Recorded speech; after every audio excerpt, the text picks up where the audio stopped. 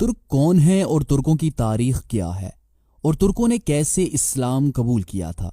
ترک قوم کی تاریخ ہمیں 6 صدی عیسوی میں ملتی ہے، جہاں پر ہمیں دیکھنے کو ملتا ہے کہ یہ ایک خانہ بدوش قوم تھی جو مشرقی ایشیا اور وسط ایشیا میں رہتی تھی اور وقتاً فوقتاً یورپ کی آبادیوں پر حملہ آور ہو کر انہیں تباہ و برباد کر دیا کرتی تھی۔ 6 صدی عیسوی میں اس ترک قوم نے ایک زبردست سلطنت قائم کر لی تھی جو منگولیا اور چین کی شمالی سرحد سے لے کر بحیر اسود تک پھیلی ہوئی تھی۔ اس سلطنت کے بانی کا نام چینی تاریخوں میں تومین جبکہ ترک تاریخ میں بھومین لکھا گیا ہے۔ تومین 552 عیسوی میں فوت ہوا تھا۔ اس کے بھائی السامی نے مغرب میں فتوحات جاری رکھی۔ دونوں بھائی الگ الگ حکومتوں پر حکمران تھے۔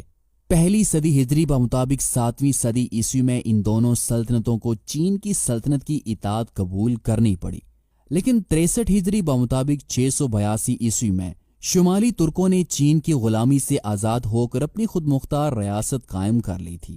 یہ سلطنت 126 ہجری بمطابق 744 عیسوی تک قائم رہی۔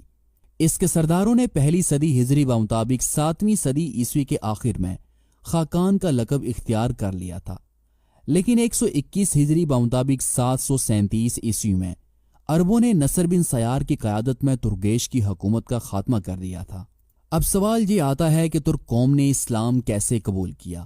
ترکوں اور عربوں کے درمیان تعلقات پہلی صدی ہجری میں اموی خلیفہ ولید اول کے عہد خلافت سے شروع ہوئے تھے۔ اسی عہد میں عظیم اسلامی سپہ سالار قتیبہ بن مسلم نے بخارا، سمرقند، خوارزم، فرغانہ، تاشقند اور کاشغر کے ترک علاقے فتح کر کے وہاں اسلامی پرچم لہرایا تھا، لیکن ان فتوحات کا اثر ترک قوم پر کچھ زیادہ نہ پڑا اور وہ بدستور بت پرستی جیسے فعل میں مبتلا رہی۔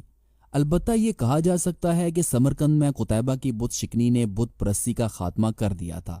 جب قتیبہ بن مسلم وہاں پہنچے تو انہیں بہت سے بت خانے نظر آئے جن کے بارے میں ان ترکوں کا یقین تھا کہ ان بتوں کے ساتھ گستاخی کرنے والا فوراً ہلاک ہو جاتا ہے۔ قتیبہ بن مسلم نے یہ کیا کہ ان بت خانوں میں آگ لگا دی، مگر قتیبہ پر کوئی آنچ نہ آئی۔ یہ دیکھ کر بت پرست ترکوں نے اسلام قبول کر لیا۔ حضرت عمر بن عبدالعزیز رحمۃ اللہ نے اپنے مختصر عہد خلافت جو کہ 720 سے 717 عیسوی تک کا ہے میں اشاعت اسلام کی بے حد کوشش کی۔